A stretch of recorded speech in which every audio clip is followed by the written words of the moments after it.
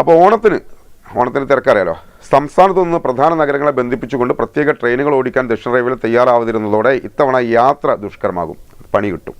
കാരണം സാധാരണ നിലയിൽ ഓണത്തിന് സ്പെഷ്യൽ ട്രെയിനുകൾ അനുവദിക്കുന്നതാണ്. അതിന് പുറമെ കൂടുതൽ കോച്ചുകൾ റെയിൽവേ അനുവദിക്കാറുണ്ട്, നിങ്ങൾക്ക് അറിയാലോ അത് തിരക്ക് പ്രമാണിച്ചിട്ട്. പക്ഷേ ഇത്തവണ ഇത് രണ്ടും റെയിൽവേ നിഷ്കരണം അങ്ങ് ഒഴിവാക്കി. യാത്രക്കാരെ കടുത്ത വിഷമത്തിലേക്ക് തള്ളിവിടുന്നതാണ് ഈ നടപടി.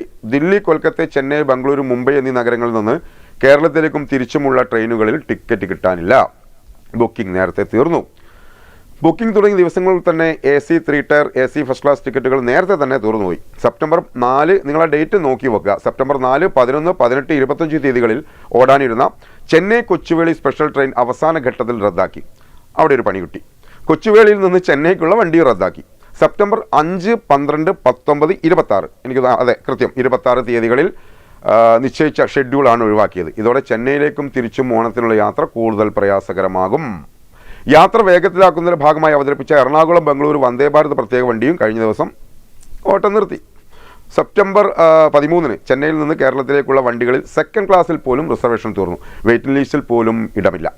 കൊച്ചുവേളി ബംഗളൂരു റൂട്ടിൽ ആഴ്ചയിൽ 3 ദിവസം 16 കോച്ചുള്ള പ്രത്യേക ട്രെയിൻ അനുവദിച്ചിട്ടുണ്ടെങ്കിലും മുഴുവൻ കോച്ചുകളും 3 ടയർ AC ആണ്. ജനറൽ കമ്പാർട്ട്മെൻറ്റ് ഇല്ല. അതുകൊണ്ട് തന്നെ സാധാരണ യാത്രക്കാർ, അതായത് നമ്മളെപ്പോലെ സാധാരണക്കാർക്ക് പ്രയോജനം ചെയ്യില്ല. ആരെങ്കിലും സാധാരണക്കാർ 3 ടയർ AC-ലൊക്കെ പോവോ? ഇല്ല. അപ്പോൾ അവിടെ ഒരു പണി കിട്ടി. കോവിഡിന് മുമ്പ് ഉണ്ടായിരുന്ന ട്രെയിനുകൾ പലതും റദ്ദാക്കിയിരുന്നു. അവ ഇനിയും പുനഃസ്ഥാപിച്ചിട്ടില്ല. ഇത് അടുത്തൊരു പണി. മറുനാടൻ മലയാളികൾക്ക് ഓണത്തിന് നാട്ടിലെത്താൻ സ്വകാര്യ ബസ് സർവീസുകൾ ആശ്രയിക്കേണ്ടി വരും. അവിടെ വേറൊരു പണി വരുന്നുണ്ട്. വലിയ ചാർജ് അവർ ഈടാക്കും. ഒരു സംശയവും വേണ്ട, വലിയ ചാർജ് നൽകിയാണ് ബസ്സുകളിൽ ടിക്കറ്റ് ബുക്ക് ചെയ്യുന്നത്. അവരും പണി തുടങ്ങി. ഓണം സീസൺ മുതലെടുത്ത് ബസ്സുകളിൽ കഴുത്തറപ്പൻ ചാർജ് ഈടാക്കുന്നത് പതിവാണെന്ന് നിങ്ങൾക്കൊക്കെ അറിയാലോ. ഇത്തവണ ട്രെയിനിൻ്റെ ഈ കാര്യം കൂടി പ്രമാണിച്ചിട്ട് ഒരു പരസ്പര പൂരകമായിട്ട് ഒരു ഗിവൻ ടേക്ക് സംസ്കാരം പോലെ ബസ്സുകാർ അമിത ചാർജ് ഈടാക്കുന്നു, ഉള്ള ട്രെയിൻ ഒഴിവാക്കുന്നു. എല്ലാം കൂടി ബംഗളൂരുവിലേക്കുള്ള സ്വകാര്യ ബസ്സുകളിൽ സെപ്റ്റംബർ 17 വരെ ടിക്കറ്റുകൾ പകുതിയോന്നുള്ള ഇപ്പം ബുക്കിംഗ് ആയിട്ടുണ്ട്.